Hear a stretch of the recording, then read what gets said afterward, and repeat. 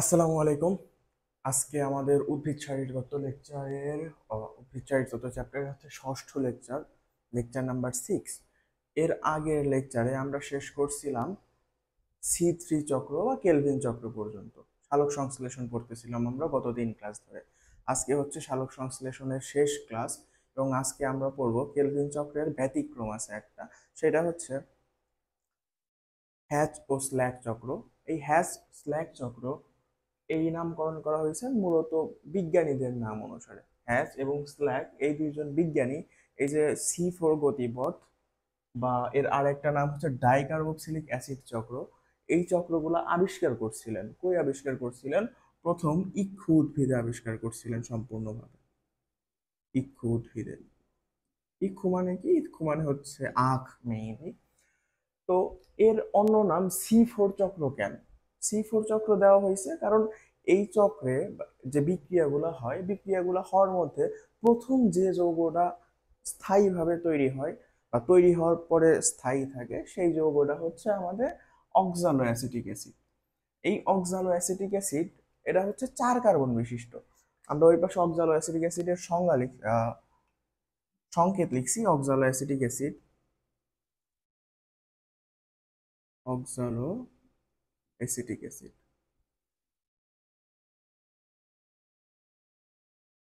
এর সংকেত কি? এর সংকেত হচ্ছে C4H4O5। তো এই যে C4H4O5, এই জায়গায় দেখো তো এটার কার্বন কয়টা? 4টা না? অর্থাৎ এই অক্সালো অ্যাসিটিক অ্যাসিড কিন্তু 4 কার্বন বিশিষ্ট। এই কারণে এর নাম দিছে C4 চক্র, ঠিক আছে? আর এর আরেকটা নাম ডাইকার্বক্সিলিক অ্যাসিড চক্র। ডাইকার্বক্সিলিক অ্যাসিড চক্র কেন বলা হইতেছে? দেখো, অক্সালো অ্যাসিটিক অ্যাসিডের এই সংকেতটারে যদি আমরা স্ট্রাকচারে নিয়ে যাই বা গাঠনিক সংকেতে নিয়ে যাই, তাহলে দেখতে হয় এইরকম। সংকেতটা খেয়াল করো তো, এই যে একটা আছে এবং দুইটা, এই দুইটা কি মূলক? এই দুইটারে বলা হয় হচ্ছে কার্বক্সিল মূলক। তো যেহেতু কার্বক্সিল মূলক আছে দুইটা, এই কারণে বলা হইতেছে ডাই কার্বক্সিলিক অ্যাসিড চক্র, অর্থাৎ দুইটা কার্বক্সিল মূলক সম্পূর্ণ চক্র। আশা করি বুঝতে পারছো এই পর্যন্ত এদের নামকরণ টামকরণ বা এই বিষয়গুলা। এবার আমরা সরাসরি চলে যাব হচ্ছে এই হ্যাচ ও স্ল্যাক চক্রের ডিটেইলসে।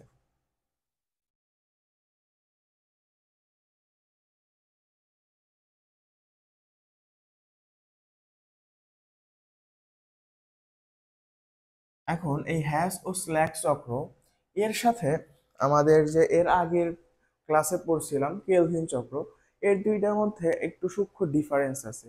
কি ডিফারেন্স? বিষয়টা হচ্ছে এই হ্যাচ ও স্ল্যাক চক্র এটা দুই ধরনের কোষ লাগে এই সম্পূর্ণ বিক্রিয়া করার জন্য। বাট কেলভিন চক্রে কি দেখছি আমরা? শুধুমাত্র মেসোফিল কোষেই কিন্তু এই বিক্রিয়া সম্পন্ন হয়েছে। এই কার C4 চক্রে বা হ্যাশ ও স্ল্যাক চক্রে মেসোফিল কোষের পাশাপাশি ভান্ডল শীত কোষেও এই বিক্রিয়া সম্পন্ন করা লাগে। এই দুই ধরনের কোষই লাগে তুমি যদি সম্পূর্ণ করতে চাও, ভান্ডল শীত কোষ। এখন কথা হচ্ছে যে কি এমন কারণ যে কারণে শুধুমাত্র মেসোফিল কোষে সম্পন্ন করা যাইতেছে না? এর কারণ হচ্ছে আমাদের যে C4 চক্র, এই C4 চক্র সম্পন্ন করতে কয়েক ধরনের এনজাইম লাগে। কি কি এনজাইম? প্রথমত লাগে হচ্ছে আমাদের কার্বক্সিলেজ এনজাইম। কার্বক্সিলেজ। তারপরে আরো লাগবে কাইনেজ এনজাইম। আমি শুধু প্রকারভেদ গুলা বলতেছি এনজাইমের, আমি কিন্তু এক্সাক্ট নামগুলা বলতেছি না। যেমন এই জায়গায় হবে হচ্ছে ফসফোইনল পাইরুভেট কার্বক্সিলেজ বা পিইপি কার্বক্সিলেজ। তারপরে এই জায়গায় হবে হচ্ছে অর্থোফসফেট কাইনেজ। তারপরে আর একটা এনজাইম আছে, সেটা হচ্ছে ডি কার্বক্সিলেজ। D carboxylase. এখন দেখো তো, নাম দেখে কিছু বুঝতেছো কিনা? কার্বক্সিলেজ মানে কি? কার্বক্সিলেজ মানে হচ্ছে কার্বন ডাই অক্সাইড সংযুক্ত করা, CO2 অ্যাড করা। অ্যাড করার প্রক্রিয়ায় বলা হইতেছে কার্বক্সিলেশন।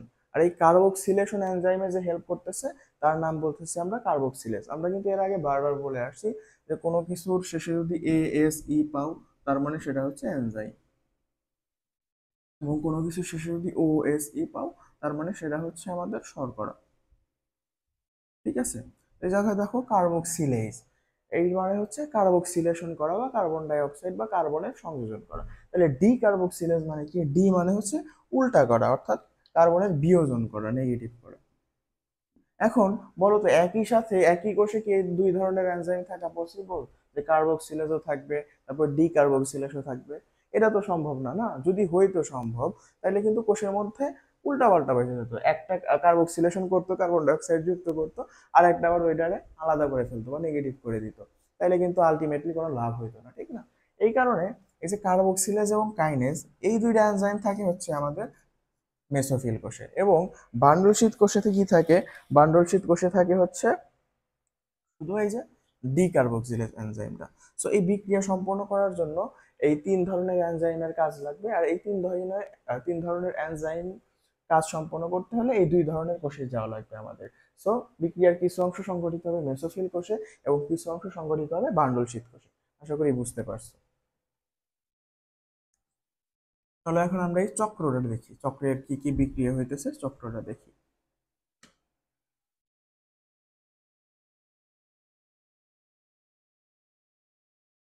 প্রথমেই আমরা হচ্ছে কোষ আঁকায় নেই।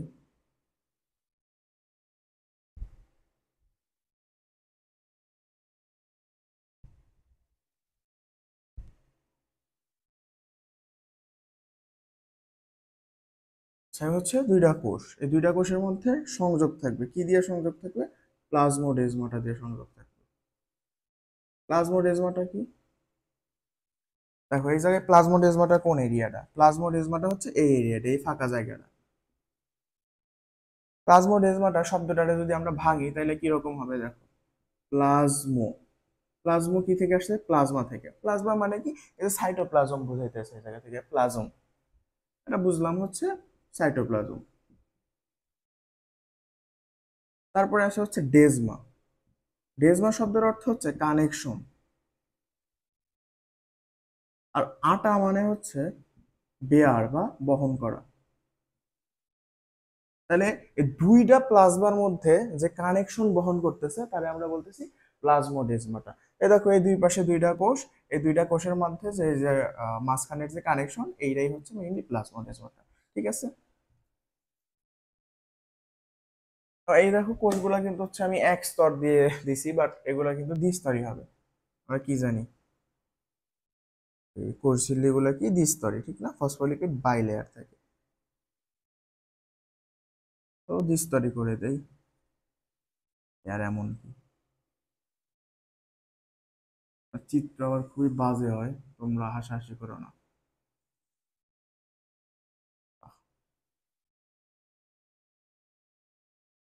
আচ্ছা ঠিক আছে।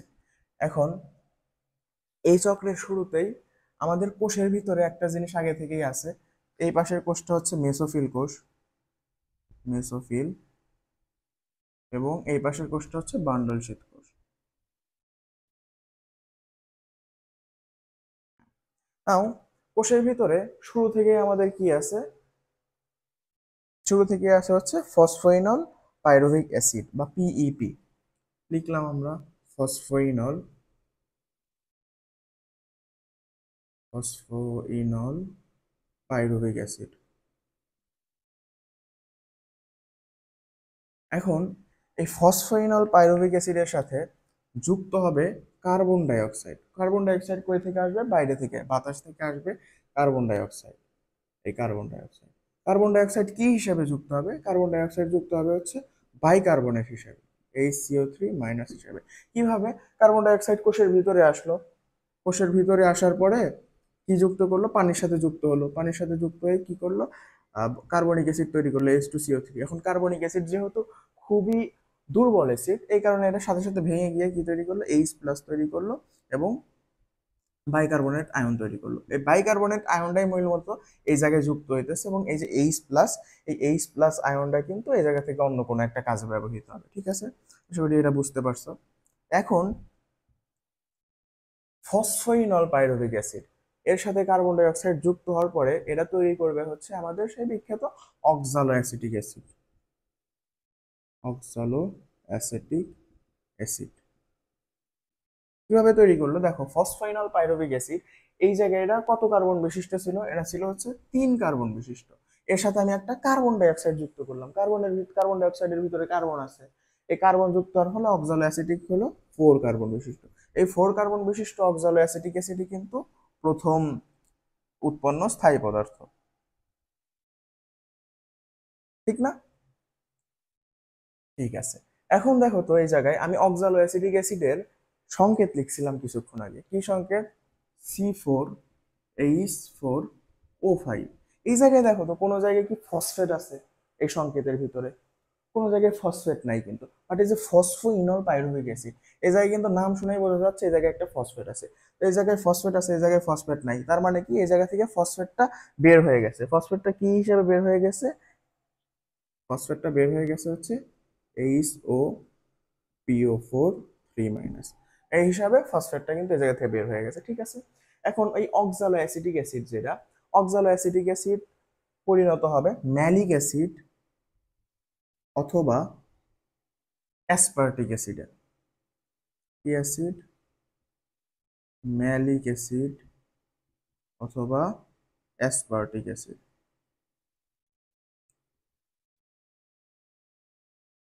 এখন প্রথমের বিক্রিয়াটায় যে এনজাইমটা ইউজ হয়েছে সেই এনজাইমের নাম কি তোমরা বলতে পারবা না বলো তো?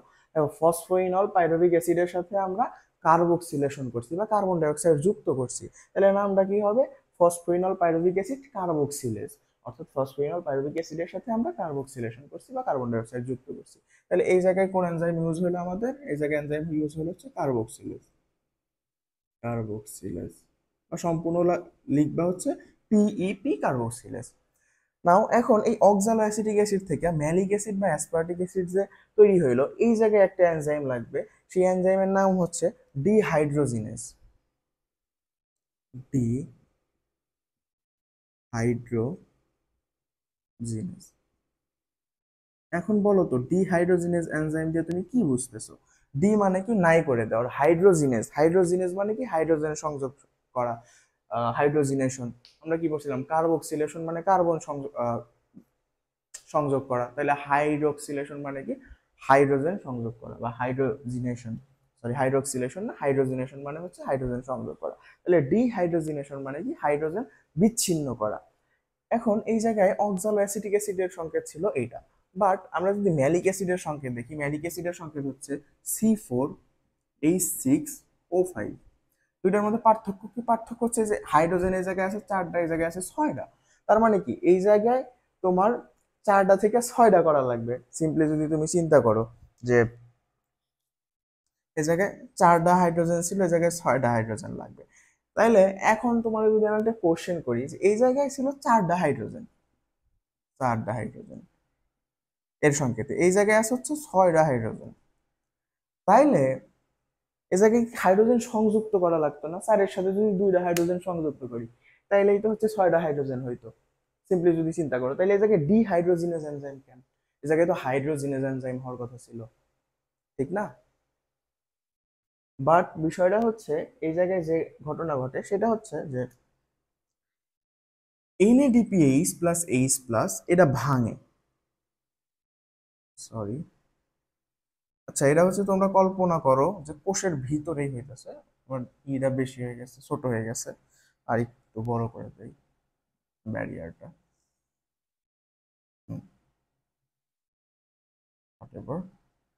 এই জায়গায় NADPH plus H plus, NADPH plus H plus, এইটা থেকে তৈরি হবে NADP।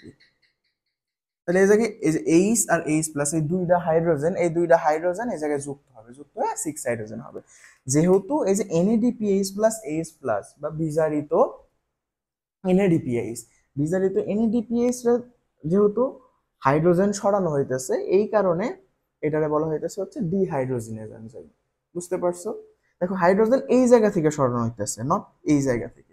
তো এর একটা মিসকনসেপশন হইতে পারে যে জায়গায় 4 হাইড্রোজেন থেকে 6 হাইড্রোজেন হইলো, বাট হাইড্রোজিনেজ এনজাইম না হয়ে ডিহাইড্রোজিনেজ এনজাইম কেন হলো? এই মিসকনসেপশনটা ক্লিয়ার করার জন্য আমি এরা হচ্ছে একটু বেশি টাইম নিলাম। যে দেখো এই জায়গায় NADPH প্লাস H প্লাস আছে, এই NADPH প্লাস H প্লাস থেকেই হচ্ছে হাইড্রোজেন দুইটা বিচ্ছিন্ন হয়েছে, বিচ্ছিন্ন করে অক্সালো অ্যাসিটিক অ্যাসিডের সাথে সংযুক্ত করা হয়েছে, যার ফলে এই জায়গায় ম্যালিক অ্যাসিড তৈরি হয়েছে, ম্যালিক অ্যাসিড বা অ্যাসপার্টিক অ্যাসিড তৈরি হয়েছে। ঠিক আছে, এখন এই ম্যালিক অ্যাসিড বা অ্যাসপার্টিক অ্যাসিড এইটা মেসোফিল কোষ থেকে প্লাজমোডেজমাটার মধ্য দিয়ে চলে যাবে হচ্ছে বান্ডল শীত কোষে, বান্ডল শীত কোষে। তাহলে এটা কয় কার্বন বিশিষ্ট ছিল? 4 কার্বন বিশিষ্ট। এই জায়গায় 4 কার্বন বিশিষ্ট ম্যালিক অ্যাসিড আসলো, ম্যালিক অ্যাসিড। এখন এই 4 কার্বন বিশিষ্ট ম্যালিক অ্যাসিড থেকে কি করবে? এই ম্যালিক অ্যাসিড আবার একটা কার্বন ডাই অক্সাইড ত্যাগ করবে। এখন এই ম্যালিক অ্যাসিড যদি একটা কার্বন ডাই অক্সাইড ত্যাগ করে, তাহলে 4 কার্বন থেকে বাকি কয় কার্বন থাকে? 3 কার্বন। এখন এই 3 কার্বন বিশিষ্ট কোন যৌগ? আমরা জানি 3 কার্বন বিশিষ্ট হচ্ছে পাইরুভিক অ্যাসিড আছে। সো এটা আলটিমেটলি তৈরি করবে হচ্ছে এই জায়গায় এখন পাইরুভিক অ্যাসিড, পাইরুভিক অ্যাসিড। এটা কয় কার্বন বিশিষ্ট? এটা হচ্ছে 3 কার্বন বিশিষ্ট। ঠিক আছে, দেখো 4 কার্বন ভেঙে গেল, একটা হলো কার্বন ডাই অক্সাইড হিসেবে গেল, আর বাকি 3 কার্বন পাইরুভিক অ্যাসিড হিসেবে গেল। এখন দেখো তো ম্যালিক অ্যাসিডে হাইড্রোজেন, ম্যালিক অ্যাসিডে হাইড্রোজেন ছিল কয়টা? কিছুক্ষণ আগে দেখছি 6টা। বাট পাইরুভিক অ্যাসিডে বা হচ্ছে অক্সালো অ্যাসিটিক অ্যাসিডে এইগুলাতে হাইড্রোজেন কয়টা আছে? এইগুলাতে হাইড্রোজেন আছে হচ্ছে তোমার 4টা। ঠিক আছে, তো এখন আমাদের যেহেতু এক্সট্রা হাইড্রোজেন আছে, এই এক্সট্রা হাইড্রোজেনকে আমরা মুক্ত করে দিতে পারি। এই হচ্ছে আমরা মুক্ত করে দিই, যে NADP ছিল, NADP এর সাথে NADPH2 তৈরি হলো, NADPH2। জাস্ট এই যে এই জায়গায় যা ঘটছিল তার উল্টা প্রক্রিয়াটা আবার এই জায়গায় ঘটলো। ঠিক আছে, আশা করি বুঝতে পারছো। সো পাইরুভিক অ্যাসিডে তৈরি হলো না। এখন এই যে কার্বন ডাই অক্সাইড তৈরি হইলো, এই কার্বন ডাই অক্সাইড তৈরি হতে এই জায়গায় কোন এনজাইম লাগবে বলো তো? এই জায়গায় লাগবে হচ্ছে আমাদের সেই বিখ্যাত ডি কার্বক্সিলেজ, ডি কার্বক্সিলেজ। ডিকার্বক্সিলেজ মানে কি? কার্বন ডাই অক্সাইড আলাদা করা।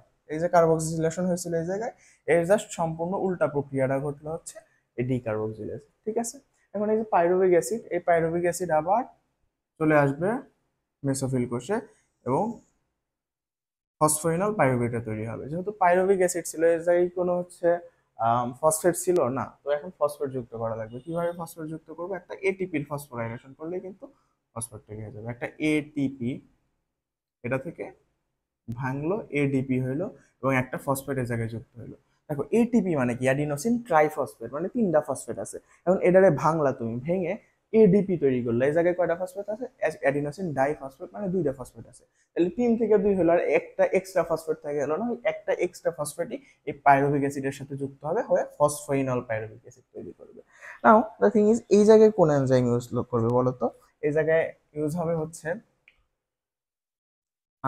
Pyruvate kinase. ঠিক আছে, বা পাইরুভিক অ্যাসিড কাইনেজ। এই জায়গায় হবে হচ্ছে পাইরুভিক অ্যাসিড কাইনেজ। আমরা কিন্তু এর আগের লেকচারগুলোতে বারবার বিভিন্ন সময় বলে আসছি যে যে জায়গায় এটিপি ভাঙবে সেই জায়গায় কাইনেজ এনজাইম ইউজ হবে, যে জায়গায় এটিপি এর বিষয় আশয় আছে ওই জায়গায় হচ্ছে কাইনেজ এনজাইমের বিষয় আছে। সো আমরা এই জায়গায় লিখতে পারি পাইরুভিক অ্যাসিড কাইনেজ। হ্যাঁ, এই হচ্ছে আমাদের C4 চক্র শেষ মোটামুটি। ঠিক আছে, আশা করি বুঝতে পারছো এই জায়গায় তেমন একটা ঝামেলা হওয়ার কথা না। তাও আমি হচ্ছে একবার ওভারভিউ দিয়ে নেই এতক্ষণ যা পড়াইলাম সেইটার। এটা হচ্ছে দেখো, প্রথমে কোষের ভিতরে কি আছে? কোষের ভিতরে ফসফোইনল পাইরুভিক অ্যাসিড আছে। ফসফোইনল পাইরুভিক অ্যাসিড কয় কার্বন বিশিষ্ট? 3 কার্বন বিশিষ্ট। এখন কোষের বাইরে থেকে, বায়ুমণ্ডল থেকে কার্বন ডাই অক্সাইড কোষের ভিতরে প্রবেশ করলো, ভিতরে প্রবেশ করে বাইকার্বনেট রূপে এই ফসফোইনল পাইরুভিক অ্যাসিডের সাথে যুক্ত হলো। এখন যেহেতু কার্বন ডাই অক্সাইড যুক্ত হলো, তাহলে একটা 3 কার্বনের সাথে একটা আলাদা কার্বন যুক্ত হলো। সো এ জায়গায় হয়ে গেল 4 কার্বন বিশিষ্ট যৌগ। 4 কার্বন বিশিষ্ট কোন যৌগ তৈরি হলো? অক্সালো অ্যাসিটিক অ্যাসিড। এখন যেহেতু কার্বন ডাই অক্সাইড যুক্ত করছি, কার্বন যুক্ত করছি, এই কারণে এই প্রক্রিয়ার নাম কি? কার্বক্সিলেশন। কার্বক্সিলেশন কোন এনজাইম করতেছে? করতেছে হচ্ছে কার্বক্সিলেজ এনজাইম। তারপরে দেখো অক্সালো অ্যাসিটিক অ্যাসিডের সংকেতে আমরা দেখছি কোনো প্রকারের ফসফেট নাই, বাট ফসফোইনল পাইরুভিক অ্যাসিডে ফসফেট আছে। তো এই এক্সট্রা ফসফেটটা কি হিসাবে মুক্ত হয়ে যাচ্ছে? এই যে HOPO4 3- এই যৌগ হিসাবে এক্সট্রা ফসফেটটা মুক্ত হয়ে যাইতেছে। না, এখন অক্সালো অ্যাসিডিক থেকে ম্যালিক অ্যাসিড বা অ্যাসপার্টিক অ্যাসিড তৈরি হইতে পারে। এখন হইলো ম্যালিক অ্যাসিডের সংকেতে দেখা যাইতেছে যে 2টা হাইড্রোজেন এক্সট্রা আছে। এই 2টা হাইড্রোজেন কই থেকে আসবে? এই 2টা হাইড্রোজেন আসবে হচ্ছে NADPH প্লাস H প্লাস থেকে। এই জায়গায় কোন প্রক্রিয়া হবে? এই জায়গায় হবে হচ্ছে ডিহাইড্রোজিনেশন। আর ডিহাইড্রোজিনেশন যে এনজাইম করবে তার নাম কি? Dehydrogenase enzyme. তারপরে এই ম্যালিক অ্যাসিড বা অ্যাসপার্টিক অ্যাসিড যে আছে এই মেসোফিল কোষ থেকে চলে যাবে বান্ডল সিট কোষে। কারণ কি? কারণ এই মেসোফিল কোষে কোনো প্রকার ডিকার্বক্সিলেজ এনজাইম নাই, বাট এর এখন ডিকার্বক্সিলেশন করা লাগবে। এই ম্যালিক অ্যাসিড এটা ডিকার্বক্সিলেশন হয়ে একটা কার্বন ডাই অক্সাইড তৈরি করলো, অ্যান্ড এই বাকি থাকলো কয়টা? তিনটা কার্বন। তিনটা কার্বন থেকে এই ম্যালিক অ্যাসিড থেকে তৈরি হবে পাইরুভিক অ্যাসিড। আবার পাইরুভিক অ্যাসিড এই পাশে ফিরে আসবে মেসোফিল কোষে। এখন এই হচ্ছে বিক্রিয়া শেষ, বাট এই যে কার্বন ডাই অক্সাইড এক্সট্রা কোষের ভিতরে আসলো, এই কার্বন ডাই অক্সাইড কি করবে? এই কার্বন ডাই অক্সাইড আবার হচ্ছে C3 চক্রে প্রবেশ করবে। C3 চক্র, ঠিক আছে?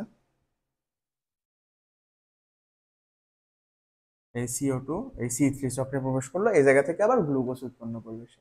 সো আমরা যদি চিন্তা করি যে হ্যাচ ও স্ল্যাক চক্র, এই চক্রে একই সাথে C4 চক্রও সংঘটিত হইতেছে, আবার C3 চক্রও কিন্তু সংঘটিত হইতেছে, ঠিক আছে? সরি, বুঝতে পারছো এখন? নাও আমরা হচ্ছে একটু সামনের দিকে যাই, বই থেকে দেখি যে এরপরে কি কি টপিক আছে, সেই টপিকগুলো আমরা দেখি। আচ্ছা, এখন এই জায়গা থেকে এই কার্বন ডাই অক্সাইড থেকে একটা জিনিস, তোমাদের লাস্ট লেকচারের লাস্ট টপিক ছিল কি? Photo respiration.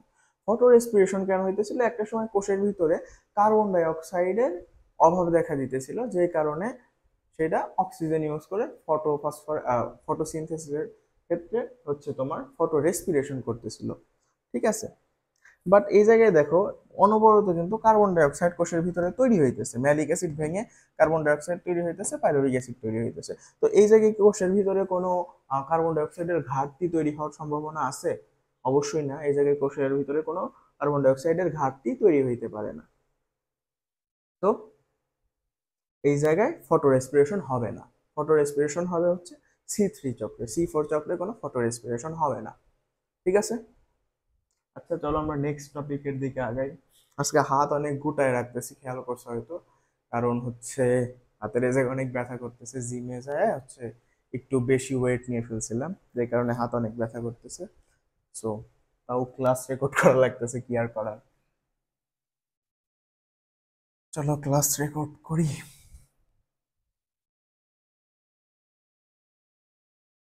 আমাদের C4 চক্র শেষ হইলো, C3 চক্র শেষ হইলো।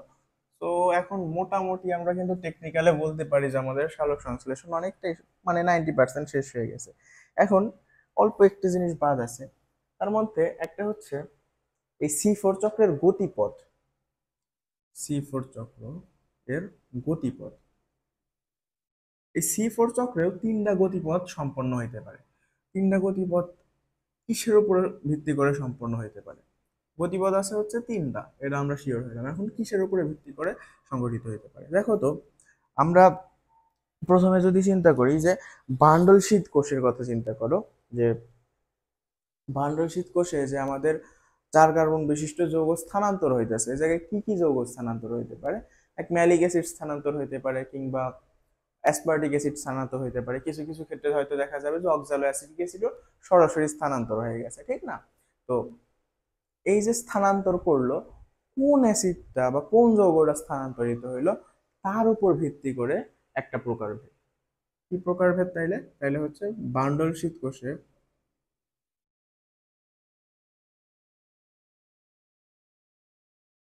বান্ডল শীত কোষে স্থানান্তরিত অ্যাসিডের ধরনের উপরে ভিত্তি করে, স্থানান্তরিত অ্যাসিড এর ধরন, এর উপরে ভিত্তি করে একটা প্রকারভেদ আমরা পাইলাম। তারপরে দ্বিতীয় প্রকারভেদ কি? দ্বিতীয় প্রকারভেদ হচ্ছে যে মেসোফিল থেকে বান্ডল শীথে একটা সময় পাইরুভিক অ্যাসিড ফেরত আসে, ঠিক না? যখন ম্যালিক অ্যাসিড ডিকার্বক্সিলেশন হয়ে কার্বন ডাই অক্সাইড তৈরি করে এবং আরেকটা পাইরুভিক অ্যাসিড তৈরি করে, পাইরুভিক অ্যাসিডটা আবার ফেরত আসতেছিল আমাদের বান্ডল শীট থেকে মেসোফিল কোষে। কিন্তু মেসোফিল কোষ থেকে বান্ডল শীট কোষে যে ফেরত আসলো, এই ফেরত আসে কোন যৌগ? এর উপরে ভিত্তি করে আরেকটাই, তাহলে হচ্ছে মেসোফিল কোষে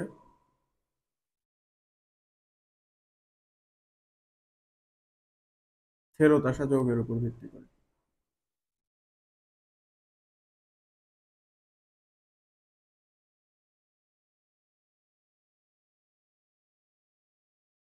ঠিক আছে। যেমন ধরো আমরা দেখলাম কি ম্যালিক অ্যাসিড দিয়ে, ম্যালিক অ্যাসিডের ক্ষেত্রে কি তৈরি হতেছিল, পাইরুভিক অ্যাসিড, বাট ওই জায়গায় যদি অ্যাসপার্টিক অ্যাসিড হতো বা অক্সালিক অ্যাসিডিক অ্যাসিড হইতো তাহলে হয়তো অন্য কোনো যৌগ হইতে পারতো। এর উপরে ভিত্তি করে একটা স্থানান্তর। এবং লাস্ট যেটা সেটা হচ্ছে যে আমাদের ডিকার্বক্সিলেশন অ্যাসিডের প্রকারের উপরে ভিত্তি করে, সরি ডিকার্বক্সিলেশন এনজাইম। ডিকার্বক্সিলেশন কই হইতেছিল, বার্নল শীত কোষে হইতেছিল। তো ডিকার্বক্সিলেশন এনজাইমের প্রকারের উপরে ভিত্তি করে ডিকার্বক্সিলেশন এনজাইমের উপর ডিপেন্ড করে।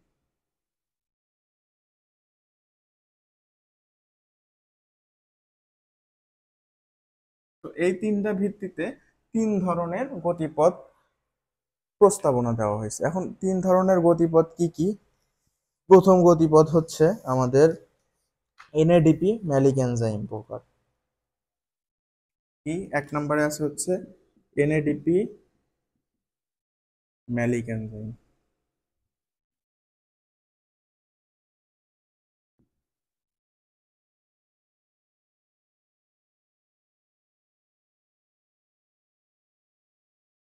এনএডিপি ম্যালিক এনজাইম দিয়ে আমরা কি বুঝতেছি, যে দেখো এই জায়গায় ম্যালিক আছে, ম্যালিক মানে কি, বানরের শীত কোষে স্থানান্তরিত অ্যাসিডের ধরন।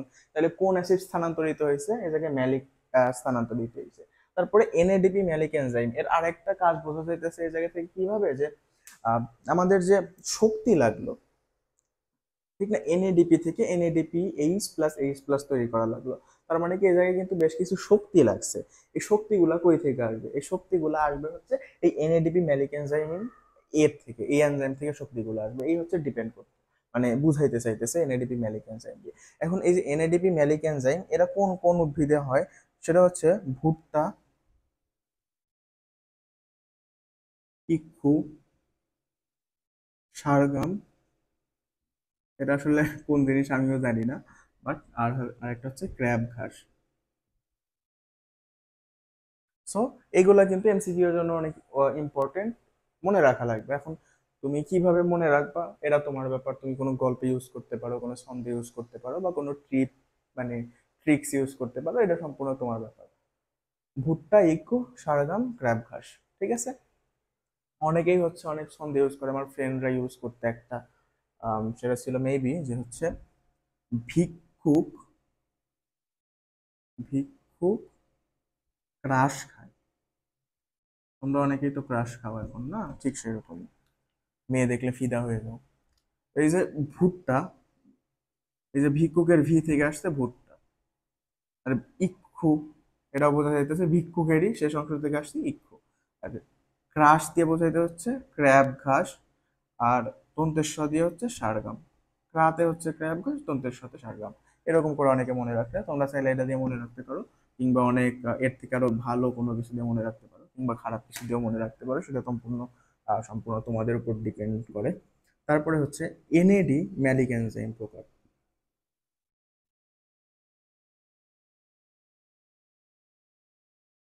এটাও কাইন্ড অফ সেমি, বাট একটু ডিফারেন্ট থাকে।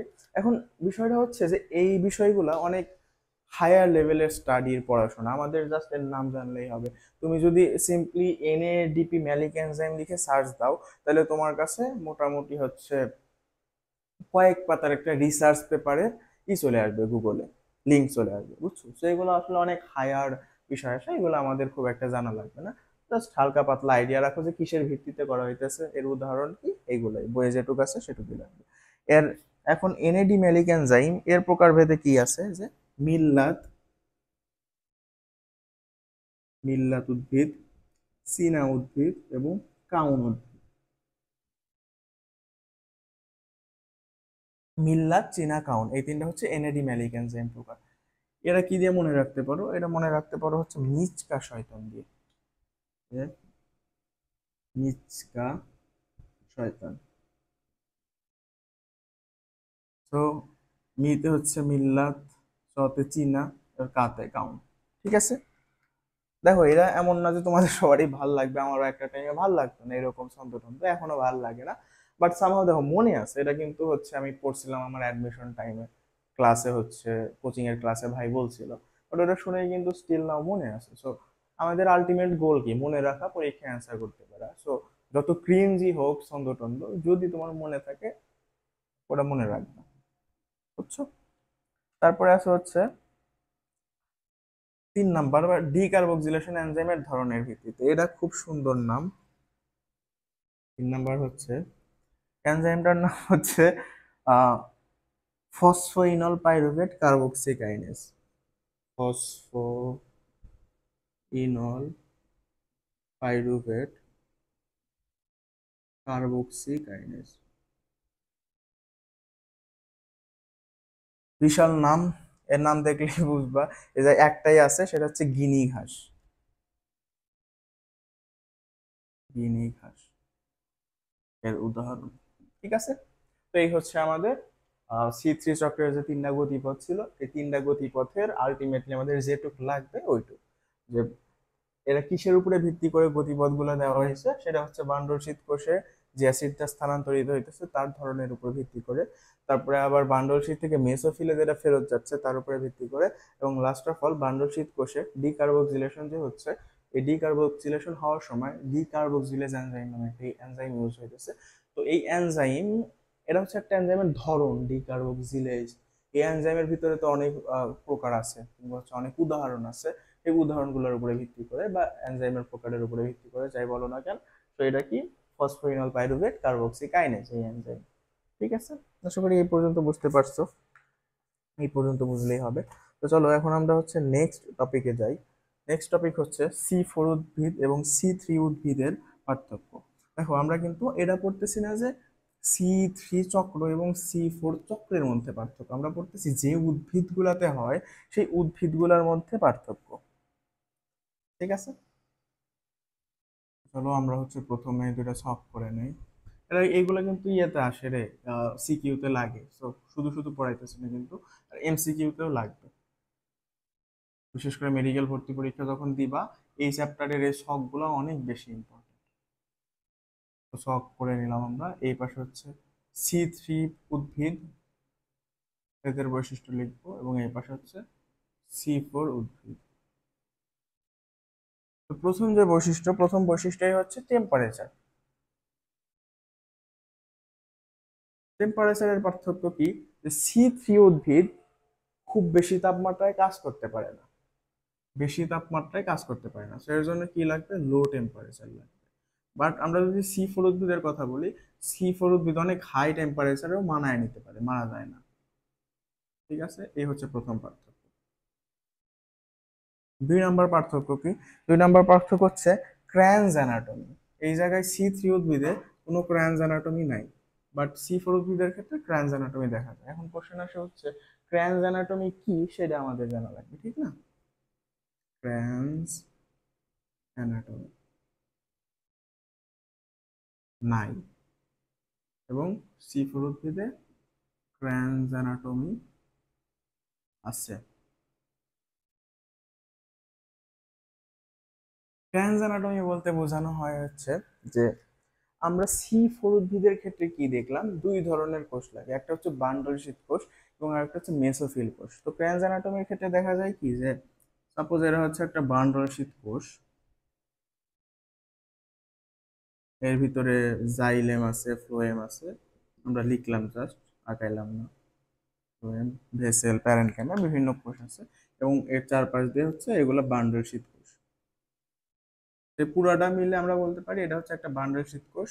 এর মধ্যে জাইলেম আছে, ফ্লোয়েম আছে, এসব আছে। এখন এই বান্ডল শীত কোষকে ঘিরে চারদিকে মেসোফিল কোষের আবরণ থাকে। মেসোফিল কোষ,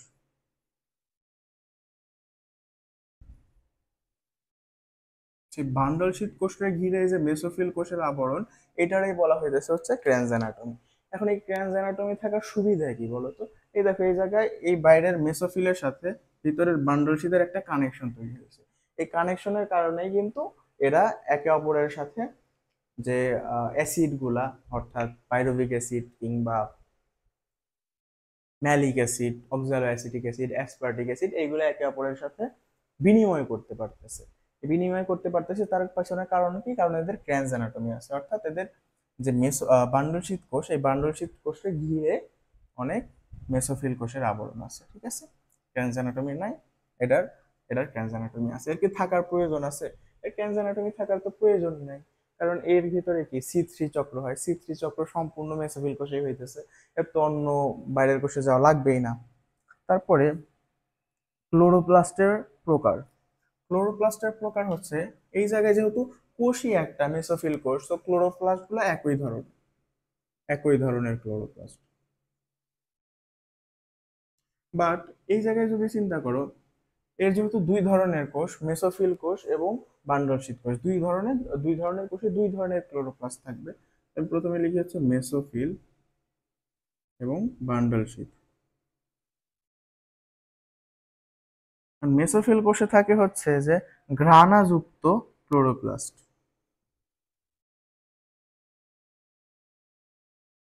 ঘ্রাণাযুক্ত ক্লোরোপ্লাস্ট থাকে, এবং বান্ডল শীতে থাকে হচ্ছে ঘ্রাণাবিহীন। রানা মানে কি, মেইনলি হচ্ছে দানাদার বোঝায়।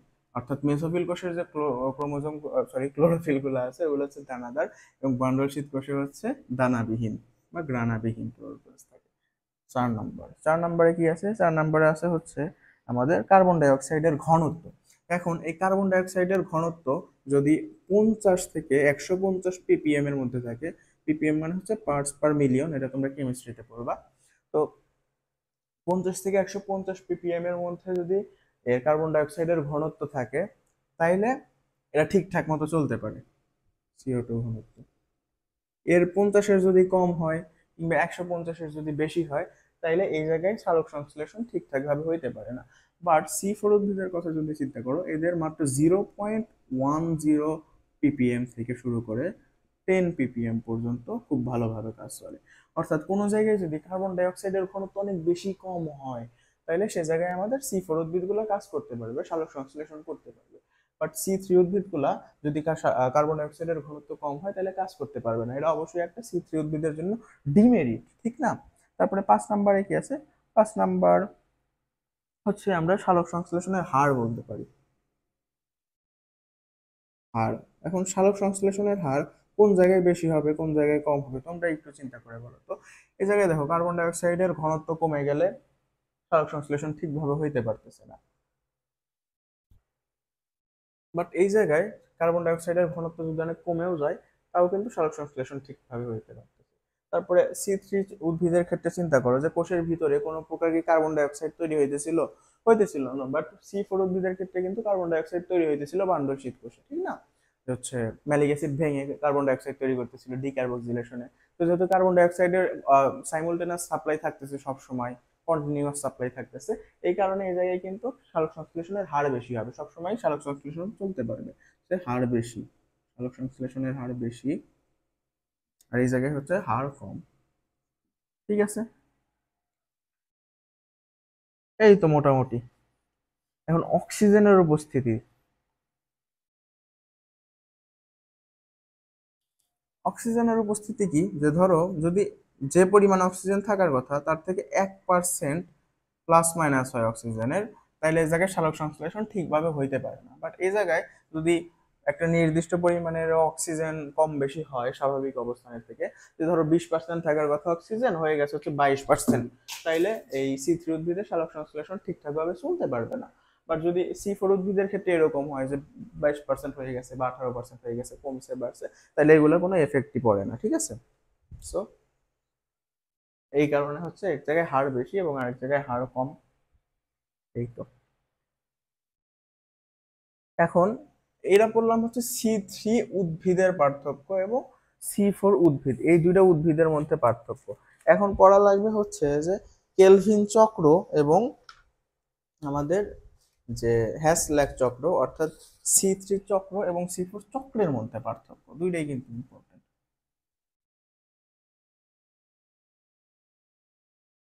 আজকের ক্লাসটা কি তোমাদের বোরিং লাগতে পারে, কারণ আজকের ক্লাসটা হচ্ছে মেইনলি হচ্ছে বুঝানোর জিনিস কম, বাট এই এক্সপ্লেইন, শুধু বর্ণনামূলক জিনিসগুলো বেশি। এরপরে একটা অল্প জিনিস আছে, সেটা হচ্ছে বোঝানোর বিষয় আছে কিছু শেষের দিকে, এই মুহূর্তে না, ঠিক আছে?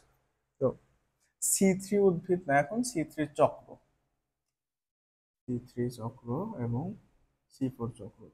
তাহলে এই বৈশিষ্ট্য বা এই পার্থক্যটা কি তোমরা এখন বানায় লিখতে পারবে না, যেহেতু C3 চক্র জানো, C4 চক্রও জানো, C3 চক্রের বৈশিষ্ট্যগুলো এই পাশে লিখে দিবা, C4 চক্রের বৈশিষ্ট্যগুলো এই পাশে লিখে দিবা, তাইলে কিন্তু হয়ে যাবে। যেমন 1 নাম্বার বৈশিষ্ট্য যদি বলি পার্থক্য, তাহলে C3 কোন কোষে হয়, এটা হচ্ছে শুধুমাত্র মেসোফিল কোষে হয়। বাট এই পাশে C4 চক্র এরা একই সাথে মেসোফিল কোষেও হয় প্লাস বান্ডলশীট কোষেও হয়। নাও 2 নাম্বার, এই জায়গায় C3 চক্রের প্রথম স্থায়ী পদার্থ কোনটা ছিল? প্রথম স্থায়ী পদার্থ ছিল হচ্ছে আমাদের ফ্রি ফসফোগ্লিসারিক অ্যাসিড, যে কারণে এর নাম দিছিলাম C3 চক্র। আর এই জায়গায় C4 উদ্ভিদে, C4 চক্রের ক্ষেত্রে প্রথম স্থায়ী পদার্থ কি? 4 কার্বন বিশিষ্ট অক্সালো অ্যাসিটিক অ্যাসিড, 4 কার্বন বিশিষ্ট, এই কারণে এর নাম দিছি হচ্ছে আমরা C4 চক্র। 3 নাম্বার যদি আমরা বলি, তাহলে প্রাথমিক অক্সিজেন গ্রহীতাকে, প্রাথমিক অক্সিজেন সরি প্রাথমিক কার্বন ডাই অক্সাইড গ্রহীতা, ভুল বলছিলাম। প্রাথমিক কার্বন ডাই অক্সাইডের কার সাথে যুক্ত হইতেছিল? রুবিস্কোর সাথে যুক্ত হইতেছিল, রুবিস্কো এনজাইম। আর এই জায়গায় প্রাথমিক কার্বন ডাই অক্সাইড কার সাথে যুক্ত হইতেছিল? প্রাথমিক যুক্ত হইতেছিল ফসফোইনল পাইরুভেটের সাথে, না পিইপি কার্বক্সিলেজ, পিইপি কার্বক্সিলেজের সাথে যুক্ত হইতেছিল। তারপরে 4 নাম্বারে যদি কথা বলি, তাহলে হচ্ছে ফটো রেসপিরেশন। হ্যাঁ, এই জায়গায় C3 চক্রে ফটো রেসপিরেশন হয়, ফটো রেসপিরেশন হয়, বাট এই জায়গায় 4 নাম্বারে ফটো রেসপিরেশন হয় না। ঠিক আছে, তারপরে হচ্ছে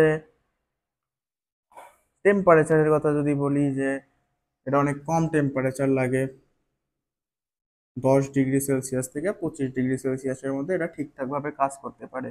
বাট C4 চক্রের ক্ষেত্রে 30 ডিগ্রি থেকে 45 ডিগ্রিতেও ঠিকঠাক মতো কাজ করতে পারে। তো অনেক বেশি টেম্পারেচারেও এটা ঠিকঠাক মতো কাজ করতে পারতেছে। এবং কার্বন ডাই অক্সাইডের ঘনত্ব যেটা বললাম, এই জায়গায় অনেক কম কার্বন ডাই অক্সাইডের ঘনত্ব থাকলে বিক্রিয়া চলবে না, বাট এই জায়গায় যদি অনেক কম কার্বন ডাই অক্সাইডের ঘনত্ব থাকে তাহলে কিন্তু বিক্রিয়া চলবে। তো এই হচ্ছে মেইনলি পার্থক্য। আমাদের মোটামুটি C3 চক্র C4 চক্রের পার্থক্য দেখলাম, তো এটা শেষ। আর একটা আছে, সেটা হচ্ছে ক্রেসুলেসিয়ান অ্যাসিড মেটাবলিজম। আমরা প্রথমেই কিন্তু পড়ছিলাম যে C3 চক্র আছে, C4 চক্র আছে, এবং আরেকটা আছে CAM চক্র। CAM এর অর্থ কি? এর অর্থ হচ্ছে ক্রেসুলেসিয়ান অ্যাসিড মেটাবলিজম, ক্রেসুলেসিয়ান অ্যাসিড মেটাবলিজম, এই হচ্ছে CAM। এখন ক্রেসুলেসিয়ান অ্যাসিড মেটাবলিজম কোন ধরনের উদ্ভিদে হয়? এরা হয় হচ্ছে ক্রেসুলেসি গোত্রের উদ্ভিদে। ক্রেসুলেসি কারা? ক্রেসুলেসি হচ্ছে পাথরকুচি। এদের ফিজিওলজি কিন্তু অন্যরকম। কারণ কি? পাথরকুচি উদ্ভিদের যে স্টোমাটা আছে বা পত্ররন্ধ্র আছে, সেটা কিন্তু রাতের বেলায় খোলা থাকে। তো এই জায়গায় বিভিন্ন ধরনের বিক্রিয়া হয়, যেটা অন্য ধরনের বিক্রিয়া, এর আগের বিক্রিয়াগুলোর সাথে মিল পাওয়া যায় না। এন্ড এরা আমাদের সিলেবাসে নাই, সো এটা আমাদের পড়া লাগবে না, জাস্ট এটুকু জানলেই হবে যে ক্রেসুলেসি হচ্ছে পাথরকুচি, এন্ড CAM চক্র বা ক্রেসুলেসিয়ান অ্যাসিড মেটাবলিজম চক্র, এটা হয় হচ্ছে পাথরকুচি গোত্রের উদ্ভিদে। ঠিক আছে, এখন এই জায়গা থেকে একটা গুরুত্বপূর্ণ এন্ড ইন্টারেস্টিং জিনিস আছে, যে সালোক সংশ্লেষণের বিক্রিয়াটা যদি দেখি আমরা, যে 6CO2 প্লাস 12H2O, এই বিক্রিয়া থেকে কি তৈরি হবে? তৈরি হবে হচ্ছে glucose C6H12O6 plus 6H2O plus 6O2। Now the thing is, এই জায়গায় এই যে অক্সিজেন তৈরি হইতেছে, এই অক্সিজেনের উৎস কি? দেখো, এই জায়গায় কার্বন ডাই অক্সাইডে অক্সিজেন আছে এবং এই পানিতে অক্সিজেন আছে। তাহলে এই অক্সিজেনটা কি পানি থেকে আসতেছে নাকি কার্বন ডাই অক্সাইড থেকে আসতেছে? এটা একটা কিন্তু বিরাট কোশ্চেন। তো বিজ্ঞানীদের মনে প্রশ্ন জাগলো যে এই যে অক্সিজেন আসতেছে, অক্সিজেন পাইতেছে, এটা কি আমরা কার্বন ডাই অক্সাইডের অক্সিজেন পাইতেছি নাকি পানির অক্সিজেন পাইতেছি? তো এটা এখন আমাদের বের করা লাগবে। বের করার জন্য বিভিন্ন বিজ্ঞানী বিভিন্ন ধরনের পরীক্ষা নিরীক্ষা করছে। তো সেই পরীক্ষা নিরীক্ষা গুলাই আমরা দেখবো। 3 জন বিজ্ঞানীর পরীক্ষা আছে, এই জায়গায় 3 ধরনের পরীক্ষা। তো এটার অ্যান্সার কি? অ্যান্সার আগে আমরা জানি না। অ্যান্সার হচ্ছে পানি থেকে আসে, নট কার্বন ডাইঅক্সাইড, পানি থেকে আসে। এখন এই পানি থেকে যে আসে, এটা কিভাবে ওনারা প্রমাণ করছে সেটা আমরা দেখি। প্রথমে আসে হচ্ছে হিল বিক্রিয়া। হিল বিক্রিয়া, এই যে বিজ্ঞানী হিল উনি করলেন কি, যে আমাদের যে এই বিক্রিয়াটা, এই বিক্রিয়াটাতে মেইনলি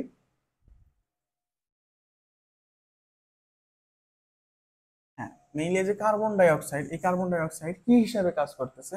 কার্বন ডাই অক্সাইড কাজ করতেছে হচ্ছে জারক হিসাবে।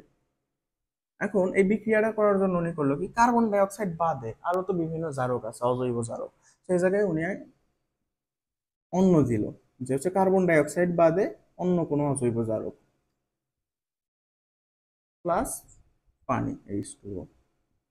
এই জায়গা থেকে কি দেখা গেল কি, এই জায়গা থেকে তৈরি হয়েছে হচ্ছে আমাদের 2AH2, যেহেতু জারক ছিল এর সাথে অক্সিজেন।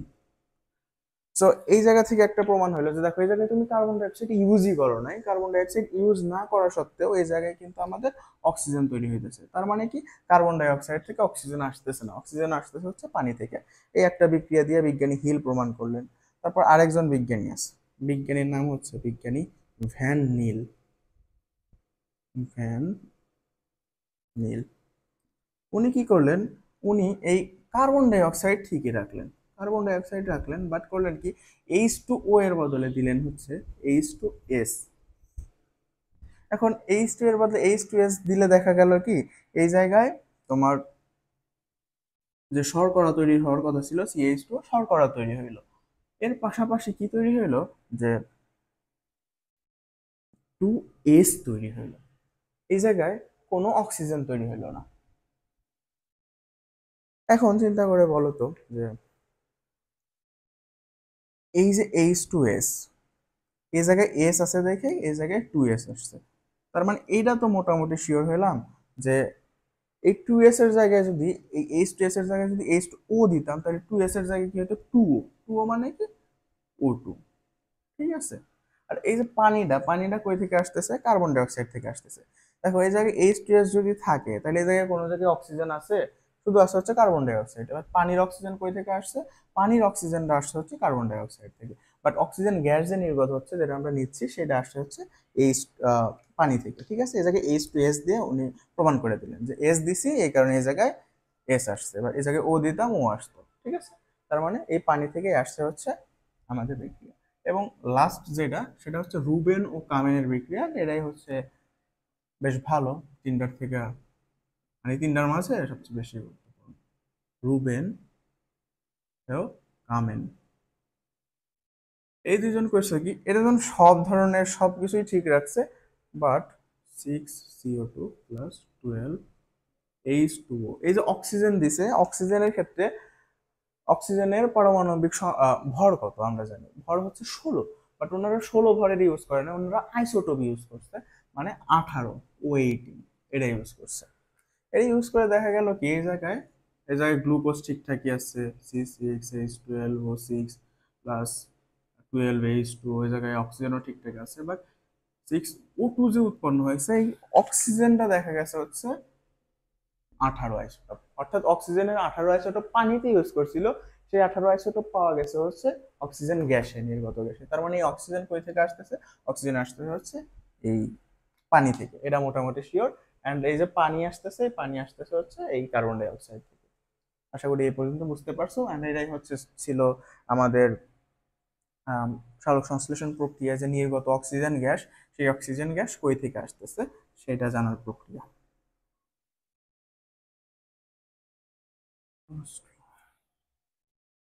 এবার আসো হচ্ছে প্রভাবক, যে সালোক সংশ্লেষণ প্রক্রিয়ায় কি কি প্রভাবক আছে না আছে। তো এর আগে আমরা প্রশোধনের ক্ষেত্রেও দেখছিলাম প্রভাবক।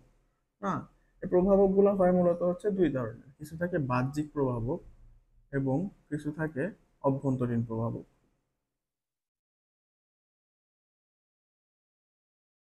তো চলো প্রথমে হচ্ছে বাহ্যিক প্রভাবক নিয়ে আমরা আলোচনা করি। বাহ্যিক প্রভাবক কি কি আছে? প্রথমেই এক নম্বরে আসবে আলো। তো সালোক সংশ্লেষণের জন্য আলো অনেক গুরুত্বপূর্ণ, ঠিক না? কারণ আলো যখন থাকে, আলো থাকলেই কিন্তু কার্বন ডাই অক্সাইড ঢুকতে পারে, যেহেতু আমাদের পত্ররন্ধ্র খোলা থাকে আলো থাকলে, ঠিক না? এখন কোন কোন আলোতে সালোক সংশ্লেষণ সবচেয়ে বেশি ভালো হয়, সেটা হচ্ছে যে কমলা লাল আর কমলা লাল বেগুনি নীল, এদের হচ্ছে সালোক সংশ্লেষণে সবচেয়ে ভালো হয়। তোমরা ভালোভাবে মনে রাখতে পারো, বেগুনি নীল হচ্ছে বেনি, আর কমলা লাল হচ্ছে কলা। তো বেনি কলা দিয়ে মনে রাখতে পারো যে বেনি কলায় সবচেয়ে ভালো সালোক সংশ্লেষণ হয়। তারপরে 2 নম্বরে কি আসতেছে? 2 নম্বরে আসতেছে হচ্ছে কার্বন ডাই অক্সাইড। তো কার্বন ডাই অক্সাইডের ঘনত্ব একটা নির্দিষ্ট পরিমাণ পর্যন্ত যদি বাড়ে তাহলে সালোক সংশ্লেষণে বাড়তে থাকে, এবং তারপরে হচ্ছে এটা কমে যায়। যেমন এটা এই জায়গায় বইয়ে লেখা আছে 1% পর্যন্ত। তো ধরো কার্বন ডাই অক্সাইডের ঘনত্ব যদি 1% পর্যন্ত বাড়ে, তাহলে সেই ক্ষেত্রে আমাদের সালোক সংশ্লেষণের হারও বাড়তে থাকে। বাট 1%-এর বেশি যখন বেড়ে যায় তখন আবার সালোক সংশ্লেষণের হার কমতে থাকে। তারপরে আছে হচ্ছে পানি। 3 নম্বর পানি। পানি হলে কি হবে? পানি যদি কমে যায় কোষের মধ্যে, তাহলে সালোক সংশ্লেষণের হারও কমে যাবে। কেন কমে যাবে? কারণ দেখো, সালোক সংশ্লেষণের প্রক্রিয়া প্রথমে আমরা কি বলছিলাম, ফটোলাইসিস হয় বা পানির ভাঙন ঘটে। তো পানি যদি কমে যায় তাহলে পানির ভাঙন ঠিকঠাক মতো হইতে পারবে না, তার মানে আমাদের সালোক সংশ্লেষণও ঠিকঠাক মতো চলবে না। 4 নম্বর আছে হচ্ছে টেম্পারেচার। সালোক সংশ্লেষণের জন্য একটা অপটিমাম টেম্পারেচার আছে, সেই টেম্পারেচারের বেশি হলে ঠিকঠাক মতো চলতে পারে না। সেই টেম্পারেচারটা কত? 22 ডিগ্রি সেলসিয়াস থেকে 35 ডিগ্রি সেলসিয়াস পর্যন্ত সালোক সংশ্লেষণের অপটিমাম টেম্পারেচার বা আদর্শ তাপমাত্রা। এই তাপমাত্রার বেশি হলে কিংবা কমে গেলে, 22-এর কমে কিংবা 35-এর বেশি হলে সালোক সংশ্লেষণের হার কমে যায়। ঠিক আছে।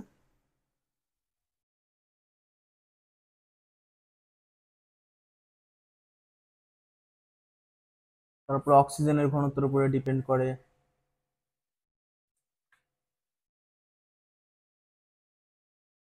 5 নম্বর অক্সিজেনের ঘনত্ব।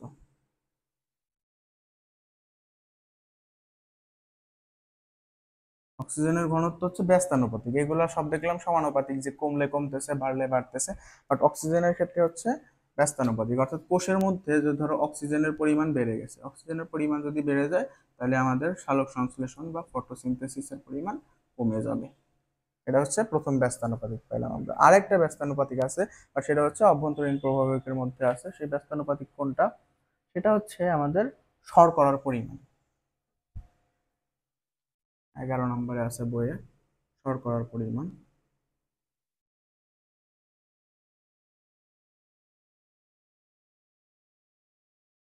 শর্করার পরিমাণ কিরকম? যে ধরো হইতে এসে হইতে হইতে হইতে হইতে সালোক সংশ্লেষণ হইতে হইতে অনেক গ্লুকোজ উৎপন্ন হয়, গ্লুকোজ গুলা কোষের মধ্যে আছে। তো কোষের মধ্যে কার্বোহাইড্রেট অনেক বেড়ে গেছে, তখন কি এই সালোক সংশ্লেষণের হার কমে যাবে। তো এই 11 আর 5 অর্থাৎ শর্করার পরিমাণ আর অক্সিজেনের ঘনত্ব, এই দুইটাই হচ্ছে মেইনলি ব্যস্তানুপাতিক, আর যতগুলো আছে সব সমানুপাতিক। যেমন পটাশিয়াম আয়ন, পটাশিয়াম আয়ন কি করে? আমাদের পত্ররন্ধ্র খোলারে ত্বরান্বিত করে। তো পত্ররন্ধ্র যদি ভালোভাবে খুলতে পারে তাহলে সালোক সংশ্লেষণ ভালো হবে। এখানে পটাশিয়ামের আয়নের ঘনত্ব যদি কমে যায় তাহলে সালোক সংশ্লেষণ কমে যায়, পটাশিয়াম আয়ন যদি বেড়ে যায় তাহলে সালোক সংশ্লেষণ বেড়ে যাবে। ঠিক আছে। তারপরে পাতার গঠনের উপরে ভিত্তি করে, যে পাতা হচ্ছে ইয়াং নাকি একদম ইনফ্যান্ট নাকি হচ্ছে ওল্ড। পাতা যদি ইয়াং হয় অর্থাৎ যুবক পাতা হয়, মাঝবয়সী যেটা, সেটা হচ্ছে সবচেয়ে বেশি সালোক সংশ্লেষণ হয়। আর যেটা একদম কচি পাতা মাত্র হয়েছে সে জায়গায় সালোক সংশ্লেষণ কম হয়। আর বৃদ্ধ হয়ে গেলে বা বয়স্ক পাতাতেও সালোক সংশ্লেষণ কম হয়। এখন যে টপিকটা পড়বো সেটা হচ্ছে লিমিটিং ফ্যাক্টর বা সীমাবদ্ধতা ফ্যাক্টর। লিমিটিং ফ্যাক্টর এটা কে দিছিল? লিমিটিং ফ্যাক্টর এইটা হচ্ছে প্রথম বলছিলেন ব্ল্যাকম্যান। ব্ল্যাকম্যান উনি এই প্রস্তাবনা দিয়েছিলেন লিমিটিং ফ্যাক্টরের। এই লিমিটিং ফ্যাক্টর বিষয়টা কি সেটা জানার আগে আমাদের আর একটা জিনিস জানা লাগবে, সেটা হচ্ছে law of minimum. Law of minimum, এই ল অফ মিনিমাম কে দিছে? ল অফ মিনিমাম দিছে হচ্ছে লিবিগ। লিবিগ, এই লিবিগের ল অফ মিনিমাম তত্ত্বের উপর ভিত্তি করে বিজ্ঞানী ব্ল্যাকম্যান লিমিটিং ফ্যাক্টর দেন। এখন ল অফ মিনিমামে কি বলা হইতেছে, আমি যদি বই থেকে খুব সুন্দরভাবে তোমাদের বলি যে ল অফ মিনিমামে কি বলছে, সেটা বলছে হচ্ছে যে দুইটি যদি একটি শারীরবিজ্ঞানিক প্রক্রিয়া একাধিক ফ্যাক্টর দ্বারা নিয়ন্ত্রিত হয়, তাহলে সবচেয়ে ধীর গতি সম্পন্ন ফ্যাক্টরের উপর শারীরবিজ্ঞানিক প্রক্রিয়ার হার ডিপেন্ড করবে, বা সবচেয়ে ধীর গতি সম্পন্ন যেটা সেটাই কিন্তু আমাদের এই বিক্রিয়াটা নিয়ন্ত্রিত করবে, যে কত দ্রুত হবে না ধীরে হবে। এটা কিরকম, এটা বুঝতে একটু তোমাদের প্রবলেম হতে পারে। সো চলো আমরা একটু এক্সাম্পল দিয়ে দেখি। সাপোজ তুমি হচ্ছে একটা গাড়ি বানানোর কোম্পানি দেখতেছো। এখন গাড়ির ক্ষেত্রে কি কি জানা লাগবে? প্রথমে হচ্ছে আমরা একটা ইঞ্জিন লাগবে একটা গাড়ি তৈরি করতে। এই হচ্ছে একটা ইঞ্জিন। এখন ইঞ্জিন বানায় হচ্ছে সাপোজ বিএমডাব্লিউ।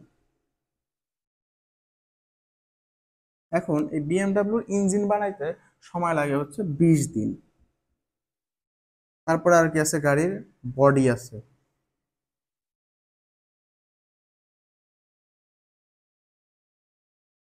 হুম, এই হচ্ছে গাড়ির বডি, ঠিক আছে। এখন এই বডি বানায় হচ্ছে বাংলাদেশের ওয়ালটন কোম্পানি।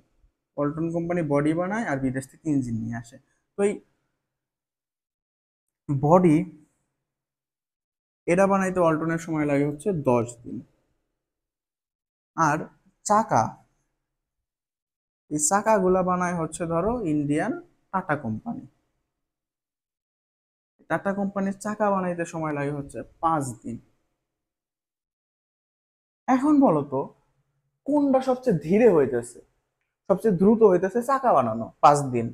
তার থেকে একটু দ্রুত হইতে, তার থেকে কম দ্রুত হইতেছে হচ্ছে বডি বানানো, যেটা ওয়ালটন বানাইতেছে 10 দিনে। বাট তুমি যদি ইঞ্জিনের কথা চিন্তা করো, সেটা লাগতেছে 20 দিন। মানে অনেক ধীর গতিতে হইতেছে, ঠিক আছে।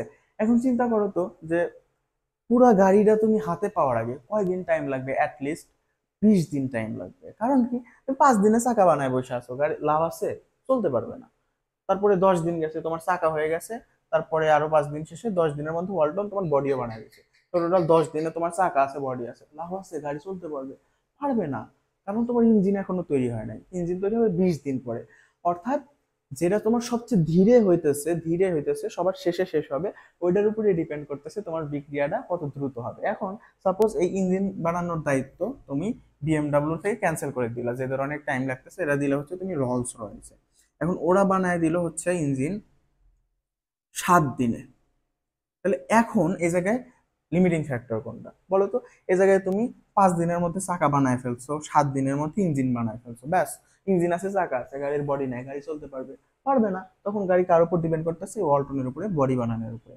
অর্থাৎ যেটা সবচেয়ে ধীরে কাজ করতেছে, যেটা সবার শেষে শেষ হবে বা ধীরে কাজ করবে, সেই ধীর গতি সম্পন্ন ফ্যাক্টরের উপরই বিক্রিয়ার হার নির্ধারিত হবে। এইটাই বলছে হচ্ছে ল অফ মিনিমামে। এন্ড এই ল অফ মিনিমামের উপরে হচ্ছে লিমিটিং ফ্যাক্টর প্রতিষ্ঠিত, ঠিক আছে। তো এই তিনটা মানে এই পুরা যে তত্ত্বরা বললাম, এই তত্ত্বরা হচ্ছে ল অফ মিনিমাম। এন্ড এই তত্ত্বগুলার উপরে হচ্ছে ধরো এই ইঞ্জিন কিংবা ওয়ালটন, টাটা, এগুলা হচ্ছে আমাদের লিমিটিং ফ্যাক্টর, ঠিক আছে। এখন লিমিটিং ফ্যাক্টর সালোক সংশ্লেষণের ক্ষেত্রে কি কি আছে সেটা আমাদের জানা লাগবে। সালোক সংশ্লেষণের ক্ষেত্রে লিমিটিং ফ্যাক্টর হচ্ছে তাপমাত্রা, আলোর তীব্রতা এবং কার্বন ডাই অক্সাইডের ঘনত্ব। তাপমাত্রা, আলোর তীব্রতা এবং কার্বন ডাই অক্সাইডের ঘনত্ব। এখন এই জায়গা থেকে একটা ইম্পর্টেন্ট জিনিস বা হচ্ছে কনসেপ্ট ক্লিয়ার রাখা লাগবে, সেটা হচ্ছে একই সময়ে কিন্তু এই তিনটার উপরে ডিপেন্ড করে না, যে কোনো একটার উপরে ডিপেন্ড করতে পারে একই সময়। যে হয়তো কি আছে, যে আলোর তীব্রতা এবং কার্বন ডাই অক্সাইড অপটিমাম আছে, তখন এই টেম্পারেচারের উপরে ডিপেন্ড করবে যে কত দ্রুত বিক্রিয়া হইতেছে কিংবা বিক্রিয়ার হার বাড়তেছে নাকি কমতেছে। তারপরে ধরো চিন্তা করো টেম্পারেচার আর আলোর তীব্রতা এই দুইটা অপটিমাম আছে, অর্থাৎ আদর্শ আছে। তখন এই কার্বন ডাই অক্সাইডের ঘনত্বের উপরে ডিপেন্ড করবে হচ্ছে বিক্রিয়া কত দ্রুত হবে নাকি তারা দেরিতে হবে, ঠিক আছে।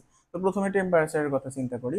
যখন আমরা টেম্পারেচার নিয়ে কথা বলতেছি, তার মানে কি ওই টাইমে আমাদের কার্বন ডাই অক্সাইডের ঘনত্ব এবং আলোর তীব্রতা অপটিমাম আছে বা কনস্ট্যান্ট আছে। সো এই হচ্ছে আমাদের আহ, 1 নম্বরে কি ছিল? 1 নম্বরে হচ্ছে তাপমাত্রা, টেম্পারেচার।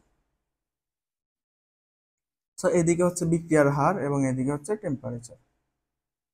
তো একটা নির্দিষ্ট টাইম পর্যন্ত টেম্পারেচার বাড়াইতে বাড়াইতে, 0 থেকে বাড়াইতে বাড়াইতে আমাদের সালোক সংশ্লেষণের হারও বাড়তেছে, বাট একটা টাইম এসে স্থির হয়ে গেছে।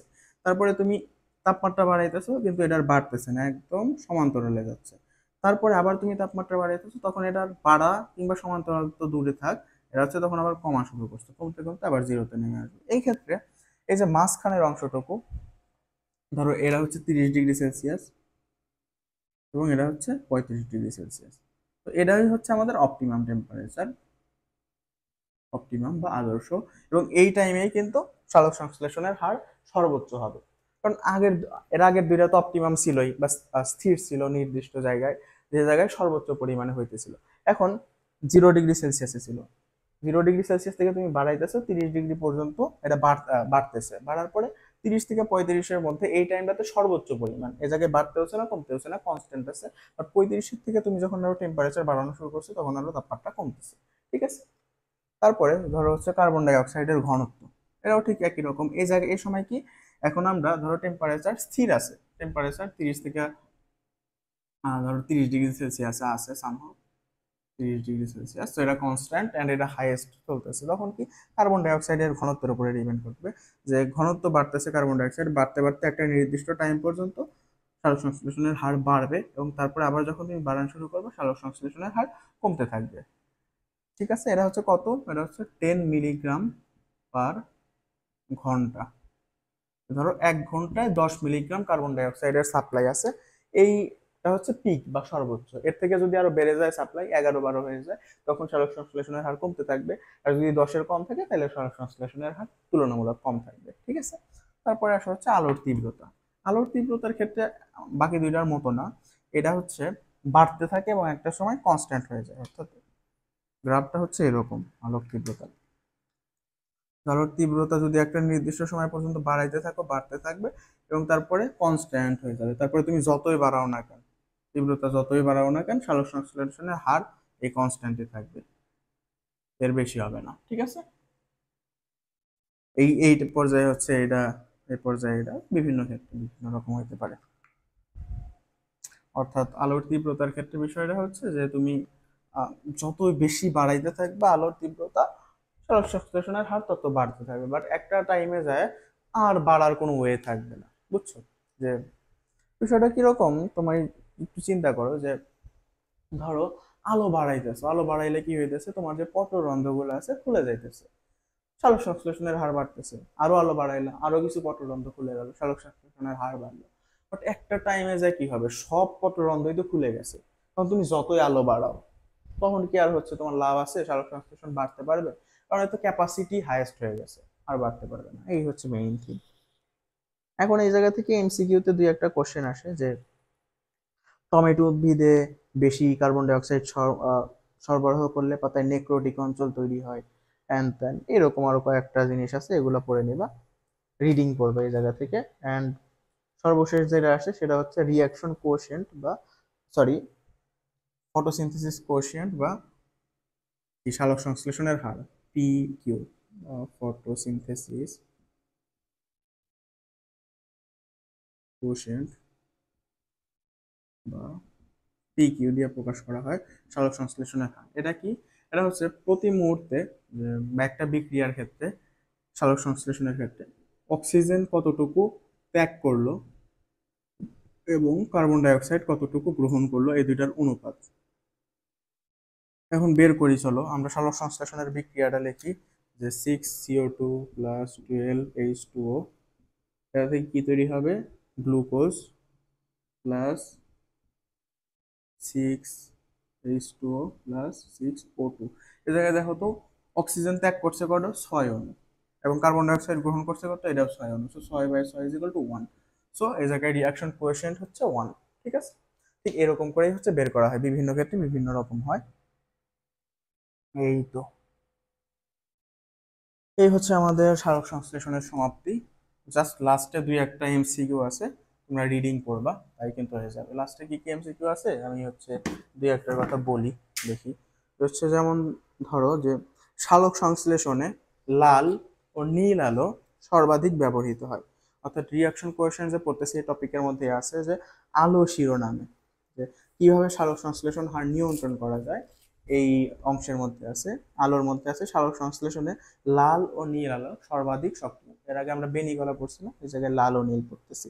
এইটা হচ্ছে একটা ইম্পর্টেন্ট লাইন, এই জায়গা থেকে এমসিকিউ আসবে।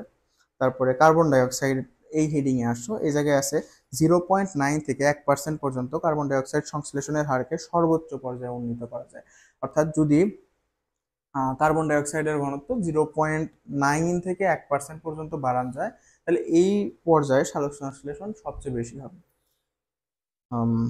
এই তো, তারপরে পরের পেজে যে সালোক সংশ্লেষণের উৎপন্ন খাদ্য কোথায় যায়, এই শিরোনামে একটা কথা আছে যে সুক্রোজ সরাসরি উদ্ভিদের বিভিন্ন অংশে প্রভাবিত হয়ে প্রয়োজনে ব্যবহৃত হয়। তো এটা কিন্তু অনেক ইম্পর্টেন্ট একটা কোশ্চেন, এন্ড বেশিরভাগ ছেলেপেলে এরা পারবে না, কারণ সেটা মিস করে যাবে। এটা তোমাদের বোঝা লাগবে যে আমাদের তো গ্লুকোজ, ফ্রুক্টোজ, সুক্রোজ বিভিন্ন ধরনের শর্করা আছে না।